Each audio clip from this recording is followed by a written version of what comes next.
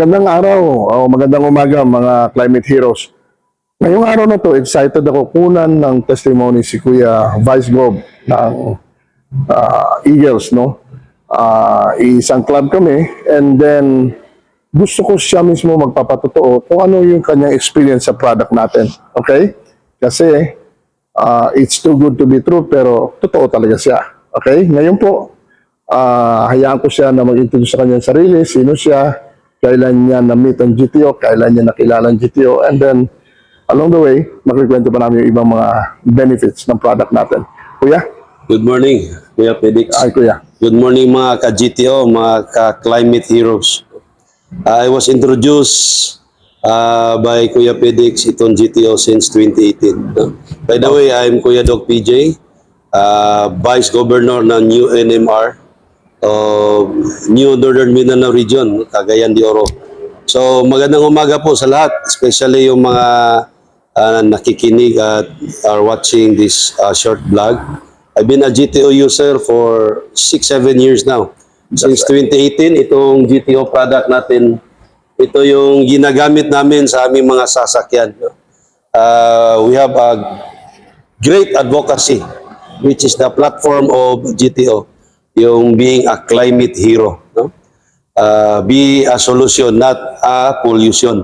So, I've been using GTO since 2018 sa mga sasakyan ko. Yung una kong mga sasakyan, Adventure, Mirage, at recently yung mga SUV pickup ko. No?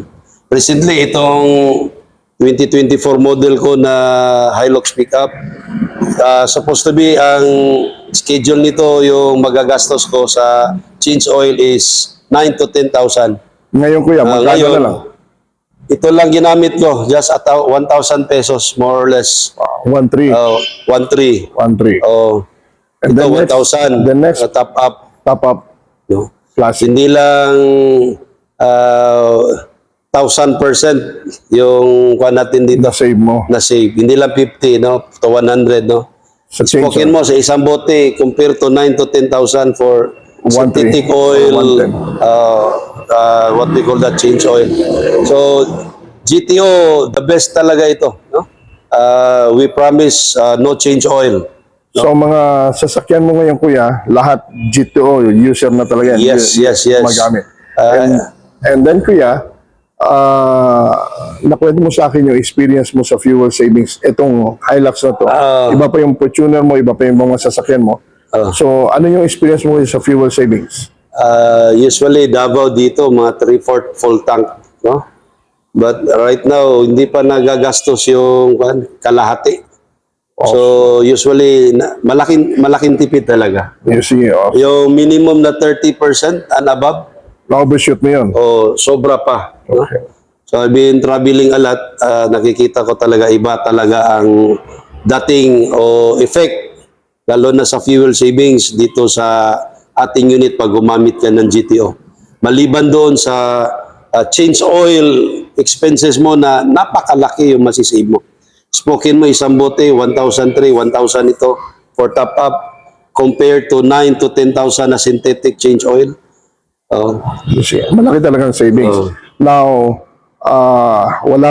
hindi pa natin sinasabi na pag nagkaroon ng emission ang ating sasakyan, ultra low to zero emission talaga, Kuya. Tama ba? Yung 2016 ko na Adventure, 6 years na siya.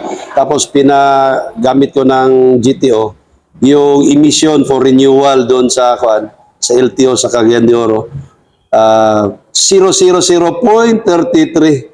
So, Ultra low. ultra low. No?